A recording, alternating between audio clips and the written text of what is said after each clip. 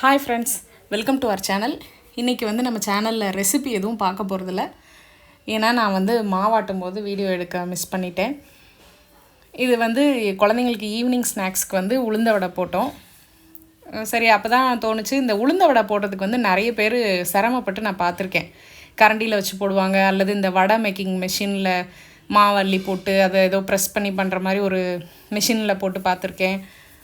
இல்லை நான் 2 கை யூஸ் பண்ணி லெஃப்ட் ஹேண்டில் வடையை தட்டி அதுக்கப்புறமா அதை எண்ணெயில் போட்டு வாழை இலை யூஸ் பண்ணி போட்டு அந்த மாதிரி நான் பார்த்துருக்கேன். ஸோ அப்படியெல்லாம் இல்லாமல் ஈஸியாக நம்ம ஒரே கையிலையே செஞ்சு முடிச்சிடலாங்க. ரொம்ப ஈஸி தான். கொஞ்சம் தைரியமாக பயம் இல்லாமல் பண்ணாலே போதும். நம்மளே ஈஸியாக வடை போட்டுடலாம். நிறைய மாவும் வேஸ்ட் ஆகாமல் சீக்கிரமாகவும் செஞ்சிடலாம். நிறைய பேருக்கு இது தெரிஞ்சிருக்கும். நம்ம அம்மா பாட்டி நிறைய பேர் இப்படி தான் செய்வாங்க. தெரியாதவங்க மட்டும் இந்த வீடியோவை எடுத்துக்கோங்க. ஃபஸ்ட்டு நம்ம பக்கத்தில் இந்த மாதிரி அகலமான பாத்திரத்தில் தண்ணி வச்சுக்கிறணும். அதில் கையை நனைச்சிட்டு அதுக்கப்புறமா நம்ம மாவு வச்சுருக்கோம் இல்லையா பாத்திரம், அதோட ஓரத்துலேருந்து மாவை இந்த மாதிரி 4 விரலில் கோதி எடுக்கணும்.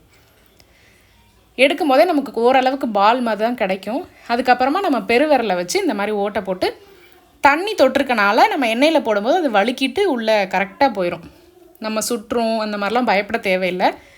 நீங்கள் பாருங்கள், நான் உயரத்தில் இருந்து தான் போடுவேன், ஆனால் அது கரெக்டாக விழுந்துடும். ஸோ இன்னொருக்க நான் ஸ்லோ மோஷனில் காட்டியிருக்கேன்.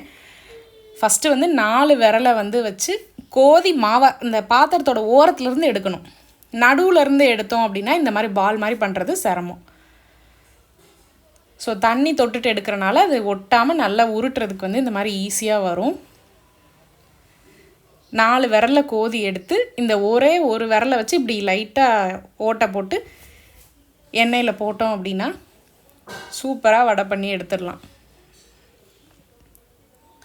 நாங்கள் இது சின்ன பிள்ளைகளுக்கு கொடுக்குறதுன்றனால வேறு எந்த மிளகு, இஞ்சி, பச்சை மிளகா, கருவேப்பிலை இந்த மாதிரி எதுவும் போடலை. உப்பு, உளுந்த மாவு, வெங்காயம், கொஞ்சமாக அரிசி மாவு, இது மட்டும்தான் போட்டிருக்கோம்.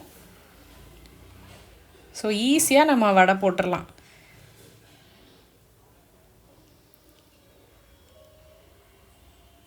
நீங்களும் இந்த மாதிரி ட்ரை பண்ணி பாருங்கள். இது நான் ஃபஸ்ட்டு பேட்ச்சு போட்டு எடுத்த வடை. பெருசாக எண்ணெய்லாம் குடிக்கலை, நல்லா வந்திருந்தது. நீங்களும் இந்த மாதிரி ட்ரை பண்ணி பாருங்கள். தேங்க்யூ.